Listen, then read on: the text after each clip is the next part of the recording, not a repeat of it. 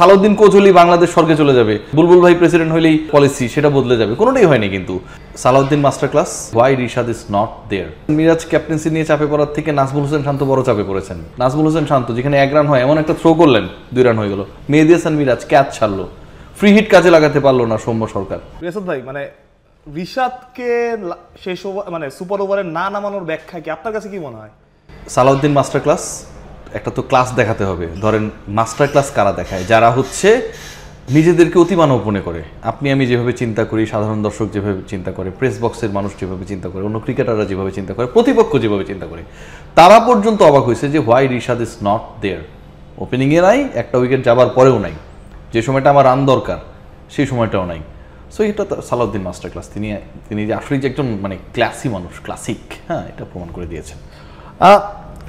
ভাই আপনার কাছে কোনোভাবে মনে হয় কিনা যে মেহেদী হাসান মিরাজ তিনি আসলে একটু চাপে পড়ে গেছেন ক্যাপ্টেন্সি নিয়ে? না, চাপে তো পড়বেই, চাপে যে কোনো মানুষই পড়বে। মেহেদী হাসান মিরাজ ক্যাপ্টেন্সি নিয়ে চাপে পড়ার থেকে নাজমুল হোসেন শান্ত বড় চাপে পড়েছেন। তিনি যে হোয়াইট বলটাকে রাইট বানায় ফেললেন, ওটা হোয়াইট না করলে তো বাংলাদেশ একটা এক্সট্রা রান পায়। ওই রানটা পাইলে সুপার ওভারের পরে আরেকটা সুপার ওভার হইতো, 1 রানে হারছে না, টাই হয়ে যেত। যতক্ষণ না পর্যন্ত ফল হইতো ততক্ষণ পর্যন্ত সুপার ওভার চলতেই থাকতো, এটাই কিন্তু নিয়ম। আবার একটা এক্সট্রা বলও পাইতো, তার মানে ওই এক্সট্রা বলে একটা রান নেওয়ারও সুযোগ পাইতো। আপনি যদি বলেন সৌম্য সরকার 89 বলে 45 রান করছে, 3টা ফ্রি হিট পাইছে টোটাল ম্যাচে, কোনোটাই কাজে লাগাইতে পারেনি।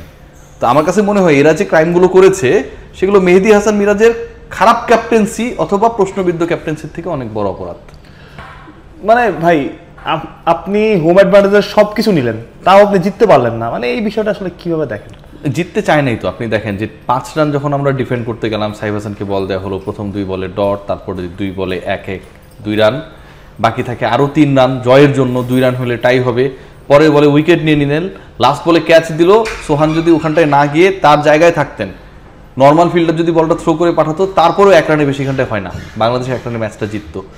ক্যাচ ধরতে গেলেন, ক্যাচ নিতে পারলেন না, প্রথম কথা ক্যাচ মিস করলেন, এরপরে ওখানে 2 রান হলো। বাংলাদেশ যখন ফিল্ডিং করছিল সুপার ওভারে, নাজমুল হোসেন শান্ত যেখানে 1 রান হয় এমন একটা থ্রো করলেন 2 রান হয়ে গেল। মেহেদী হাসান মিরাজ ক্যাচ ছাড়লো, ফ্রি হিট কাজে লাগাতে পারলো না সৌম্য সরকার। নাজমুল হোসেন শান্ত মানে ব্যাটে রান করতে পারছেন না, এখন পা দিয়ে হচ্ছে বলটা মাইরা বাইরে পাঠানো যায় কিনা, মনে হচ্ছিল যে সেই চেষ্টাটা তিনি করছিলেন। সো এরকম ক্রিকেট যখন আপনি খেলবেন, এখানটায় আসলে আপনি উইন ডিজার্ভই করেন না। বাংলাদেশ দল কোনোভাবেই জয়ে ডিজার্ভই করতো না। এই ম্যাচটা যদি বাংলাদেশ জিততো, তারপরেও তারা যে কাণ্ড কারখানাগুলো করেছে এখানটায়, এটা কোনোভাবে অ্যাকসেপ্টেবল না। আমরা জানি যে লিটন দাসের ওয়ানডেতে ফর্ম খুব একটা ভালো না, তারপরে কি আপনার মনে হয় যে এই দলটা আসলে লিটনকে দরকার? এই দলে তো কাউকেই আমি আসলে টপ নোচ ফর্মে দেখছি না, একমাত্র রিশাদ হোসেন ছাড়া। আপনি খেয়াল করে দেখেন যে কেউই প্রপার ফর্মে নেই। লিটন কুমার দাস আসলেই যে বাংলাদেশ আসলে মানে হাসপাস থেকে বের হয়ে যেতে পারবে সেটা আমি মনে করি না। কারণ আমরা বিভিন্ন সময় বিভিন্ন দাবি তুলি, আমরা তুলি, সাধারণ মানুষ তুলে যে সৌম্য সরকার আসলেই সব ঠিক হয়ে যাবে, তানজিদ তামিম বাদ পড়লেই সব ঠিক হয়ে যাবে। হ্যাঁ, সো এই জিনিসগুলো তো দিন শেষে সালাউদ্দিন কোচ হলেই বাংলাদেশ স্বর্গে চলে যাবে, কোনোটাই কিন্তু হয়নি এখন পর্যন্ত।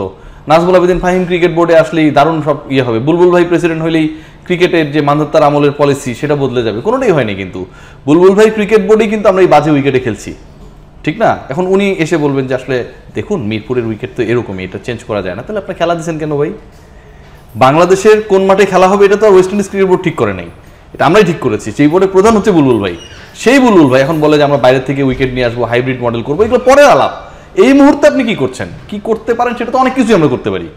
আমরা 100 ধরনের প্ল্যান করতে পারি, বাট রাইট নাও কি প্ল্যান আপনি করছেন, আপনি আপনার পরবর্তী প্রজন্মকে কি শেখাচ্ছেন, কি দেখাচ্ছেন, সেটা কিন্তু গুরুত্বপূর্ণ। আপনি এই মুহূর্তে বাংলাদেশ পরাজিত হয়েছে, বাংলাদেশে একটা ক্রান্তিকাল চলছে, ক্রিকেট খেলাটা না থাকলে কিন্তু ক্রিকেট বোর্ড থাকবে না। আপনি দেশের বাইরে, আপনি অস্ট্রেলিয়ায়, এই কথাগুলো কেউ বলবে না। এটাও তো আমার কাছে মনে হয় যে কোনোভাবে অ্যাকসেপ্টেবল না। যখন খেলা থাকতো না, সিরিজ থাকতো না, অন্য সময়টা আপনি থাকতেন, নো প্রবলেম। বাট একটা সিরিজ চলছে এবং আপনার দল স্ট্রাগল করছে, আপনার দলের পলিসি নিয়ে অনেক ধরনের প্রশ্ন উঠছে, সেই জায়গাটায় বিসিবি প্রধান বাংলাদেশে নাই, দুঃখজনক। রিয়াসাত একদম শেষ প্রশ্ন, আর রিশাদ হোসেনের পারফরমেন্স দিয়ে কি বলবেন? রিশাদ হোসেনের পারফরমেন্স দিয়ে আমি একটা কথাই বলবো যে Rishad, I am very sorry to say that you are playing for a very bad team, and that particular team actually যেটা তোমাকে আপনাকে ডিজার্ভ করে না। রিশাদের জন্য আসলে এর থেকে মানে আর অন্য কোনো কিছু বলার নাই।